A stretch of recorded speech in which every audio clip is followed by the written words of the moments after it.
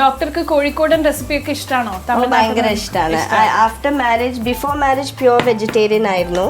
പിന്നെ after marriage കഴിക്കാനൊക്കെ തുടങ്ങി. I love prawns, chicken, okay, but more into sea food. അപ്പൊ തമിഴ്നാട്ടിലുള്ള ഈ സുന്ദരിയെ എങ്ങനെയാണ് കോഴിക്കോടുകാരൻ കണ്ടുമുട്ടിയത്?